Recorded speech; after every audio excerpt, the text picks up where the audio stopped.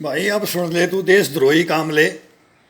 अब वीरेंद्र सिंह फैसला नहीं करेगा, अब अदालत फैसला नहीं करेगी, अब हिंदुस्तान की पब्लिक और हिंदुस्तान ये फैसला करेगा।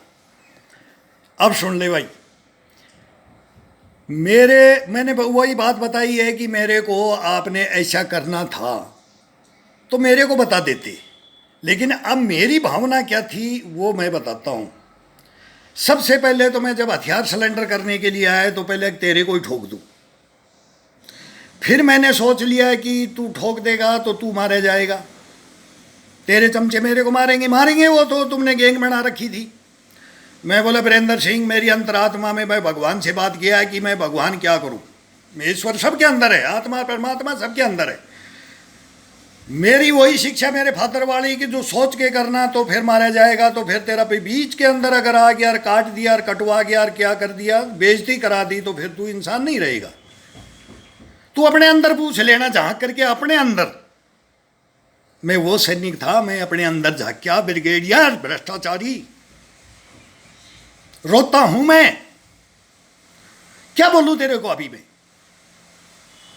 तू उस मेरे बारे में एप्लीकेशन लिख करके दिया जी, जो सब इंस्पेक्टर मांगू राम, मेरे टेंट में एक नेताजी को बैठाया था, और फिर उससे तू ये नहीं पूछ पाया कि भाई तू, क्योंकि तू तो देशद्रोही था ना। अरे भाई इसके पास आया तो ये आदमी था कौन? 5 मिनट पहले तो रोल कॉल का टाइम हो रखा था, जवानों को सबको ब्रीफिंग करते हैं, सारा सीक्रेट मैसेज होते हैं। ये सिविल आदमी कौन था? कोई पूछताछ नहीं कि मेरे को कभी बुला के बोला कि भाई बेटा ये कौन था, तू उम्र में बड़ा था, तू जनरल था, तू सीएनसी था, अपने को मानता था, तू मेरे को कभी बुलाया? अरे 8 मेरे मेरे मैं सस्पेंड में दंड मारता था और अपने खाता पीता था। मगर देखिए बेईमान अंधा होकर के ये एक अफसर, ये इतना बड़ा अफसर है। अरे किसने जन्म दिया था तेरे को? तू फौज लायक था ही नहीं यार।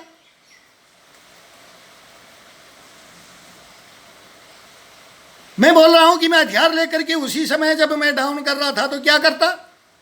मेरे भाई बहनों को मार देता, परिवारों को, नाना नानी दादा दादी सब कुछ। किसके कितने परिवार में 50 आदमी। मैं बोलता हूं कि जब जिसका चढ़ता है ना खून, एक गोली चलती है तो फिर 1000 चलती है, उसके ऊपर भी चलती है। तेरे जैसे चलवाते हैं भ्रष्टाचारी। क्या हो जाता उस दिन? मेरे पता मेरे कैंप में क्या हो जाता। मैं बता रहा, मैं 25 साल का शूटर हूं।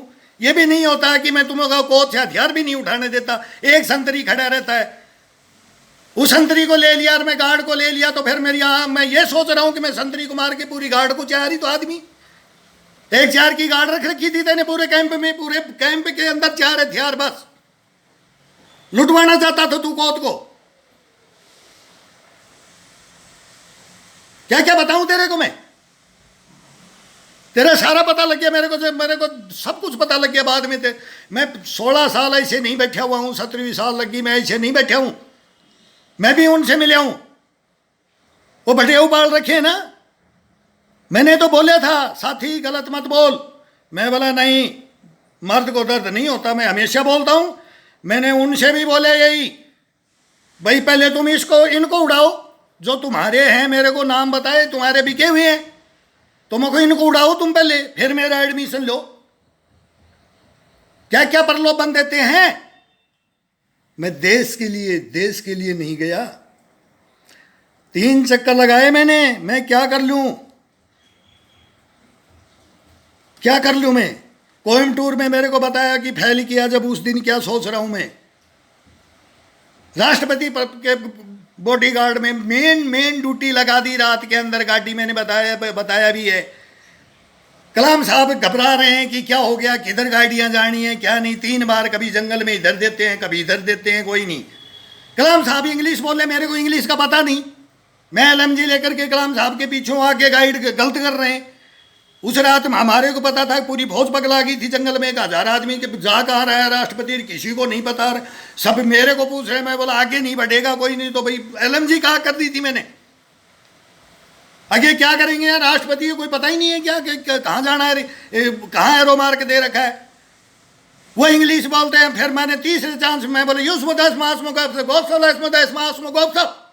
सर गाड़ी लगाओ, मेरे पीछे लगाओ। तो ठैया के ऊपर वो एरो मार्क लगा रहा था, गाड़ी रोकी, ब्रेक दिया, रात में देखा, हमने भी देखा कलाम साहब यहाँ जंगल में। एक तो वो देखा, एक मैं सोचा कि आज मेरा भी नाम हो जाता, नाम इसमें बदनाम और होते कि गाड़ियां इधर करी, मैं कलाम साहब को ही ठोक दूं। यार राष्ट्रपति है, इंदिरा गांधी को मारा, उसको भी उनको भी वो गुरुद्वारा बन गया, और उग्रवादियों का, भाई हम भी थे, देखा था, और उनको भगवान मान लेते हैं, तो हम मैं भी भगवान बन जाऊं। मेरा इतना बड़ा धक्का लगा था ना, मेरा भविष्य, मेरी गर्दन काट दी थी, और फिर मेरे को कलाम साहब के पास लगा दिया। मेरी सोच क्या है, मेरी सोच क्या है? मेरे माँ बाप ने ये मेरे को शिक्षा नहीं दी थी। नो, मैं तो आज देश जल रहा है ना, इनको भी मैं एक अपील किया हूँ, राज कर रहा हूँ, मेरे भाइयों देश को मत फूको, देश के आग मत लगाओ।